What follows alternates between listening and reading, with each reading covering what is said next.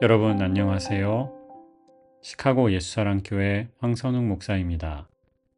오늘도 여러분의 기도가 열리고 하나님과 함께 숨쉬는 하루 되시길 소망합니다. 7월 25일 금요일 말씀으로 여는 아침입니다. 오늘 우리에게 주시는 하나님의 말씀은 에스겔 6장 3절과 4절 그리고 8절과 9절을 함께 보겠습니다. 너는 이렇게 외쳐라. 이스라엘의 산들아, 너희는 주 하나님의 말씀을 들어라. 산과 언덕에게, 계곡과 골짜기에게 주 하나님이 이렇게 말씀하신다. 보아라, 내가 너희에게 전쟁이 들이닥치게 하여 너희의 산당을 없애버리겠다. 또 번제물을 바치는 너희의 제단이 폐허가 되고 너희가 분향하는 제단이 부서질 것이다. 너희 가운데서 칼에 맞은 죽은 사람들을 너희의 우상들 앞에 던져버리겠다. 그러나 나는 너희 가운데서 얼마를 남겨 전쟁을 모면하게 하고 여러 나라에 흩어져 여러 민족들 사이에서 살아가게 하겠다.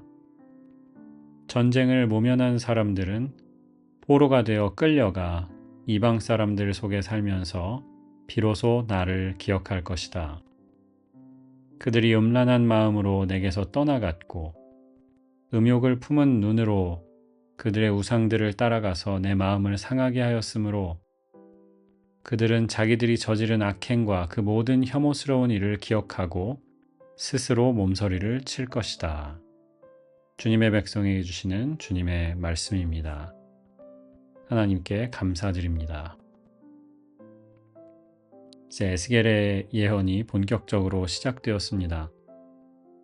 수요일 날 전해드린 말씀 이후로 하나님의 본격적인 진노가 에스겔을 통해서 증거되고 있습니다.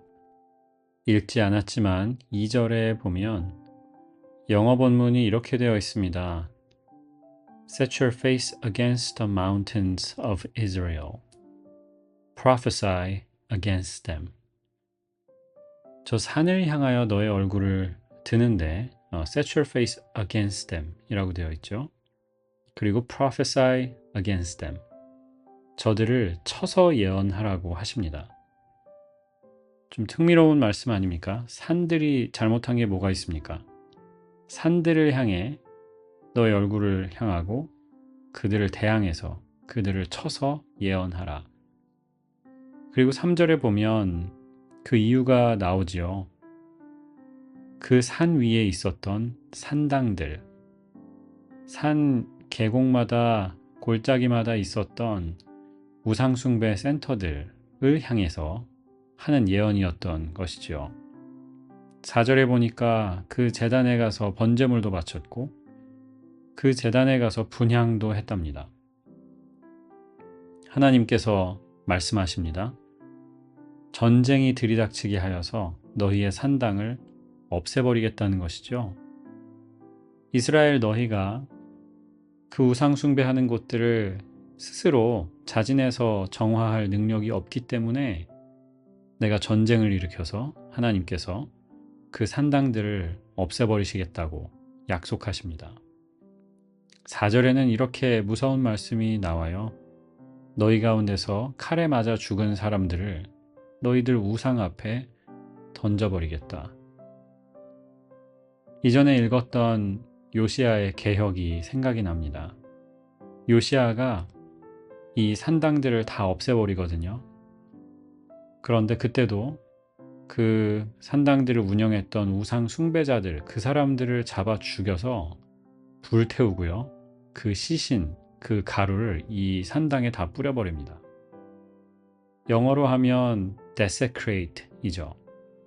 consecrate 하면은 성스럽게 하는 겁니다. 그래서 우리 성찬할 때 그 빵과 포도주를 인도하는 목사가 그 성찬 빵과 포도주를 영어로는 consecrate, 성축한다라는 표현을 써요.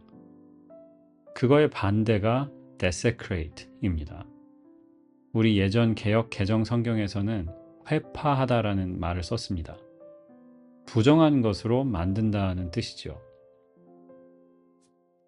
요시야가 개혁했던 것처럼 하나님도 이 전쟁을 통해서 산당들을 완전히 정리하려고 하십니다. 5절에 이렇게 나왔습니다.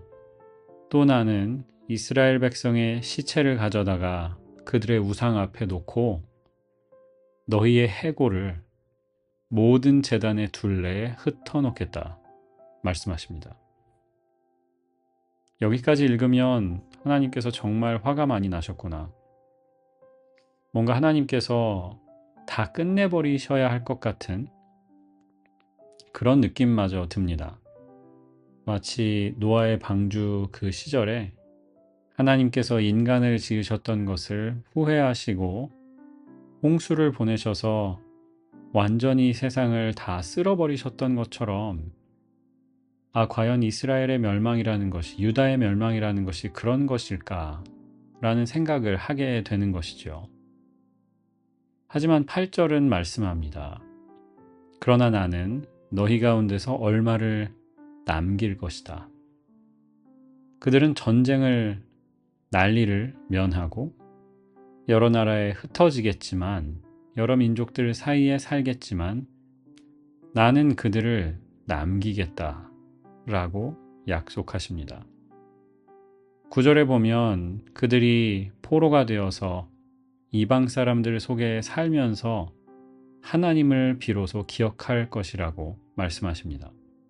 9절 하반절인데요. 그들은 자기들이 저지른 악행과 그 혐오스러운 일을 기억하고 스스로 몸서리를 칠 것이다. 영어로는 They loathe themselves for the evil they have done.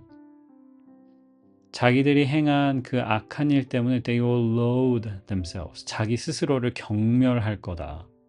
자기 스스로를 견디지 못할 거다 라고 말씀하셨습니다. 표현이 조금 거칠죠. 표현이 다 강하고요. 그런데 하나님이 주시고자 하는 메시지는 이것입니다. 절대로 홍수처럼 다 쓸어버리고 끝내지 않겠다라는 것이죠. 이스라엘이 당하는 고난, 어려움 다 이유가 있습니다. 하나님이 주신 귀한 기회를 날려버렸기 때문이죠.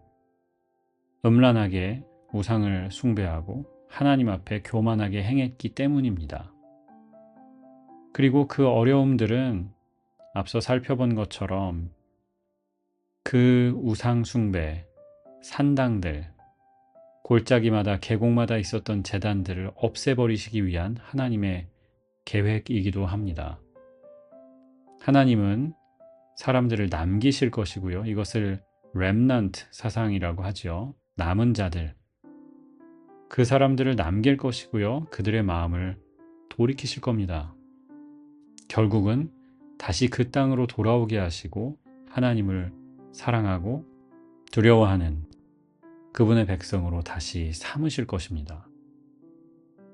하나님이 하시는 일은 우리가 좋아하는 일이든 우리가 별로 일어나지 않았으면 하는 일이든 간에 똑같습니다.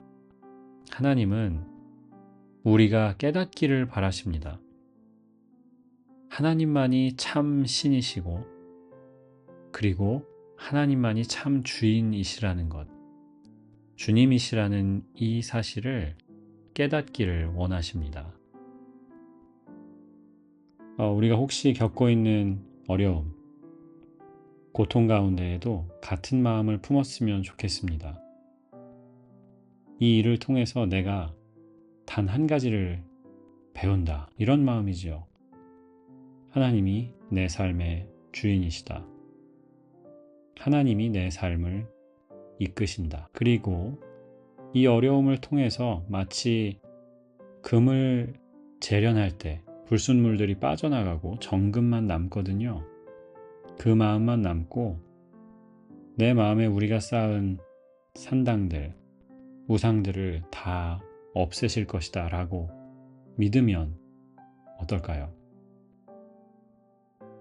고난에 이런 의미가 있다면 글쎄요, 해볼만 하지 않을까 하는 생각을 해봅니다. 오늘 말씀은 여기서 마치고요. 오늘부터 저희 KAYM 유스 수련회가 시작됩니다. 선생님들, 또 전도사님, 또 저를 위해서 우리 유스 2명의 학생들을 위해서 여러분 뜨겁게 기도해 주셨으면 좋겠습니다. 기도하겠습니다. 주님, 감사합니다. 고난 중에도 하나님의 뜻이 있음을 믿고 기억하면서 우리의 삶의 모든 것을 주관하시는 주님을 깨닫는 시간으로 삼게 하여 주옵소서.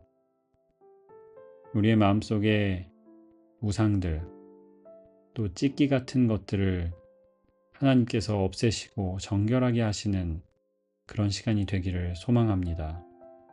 그래서 그가 나를 단련하신 후에는 내가 정금같이 나오리라. 그날을 꿈꾸면서 믿음으로 오늘도 살게 하여 주옵소서. 예수 그리스도의 이름으로 기도합니다. 아멘.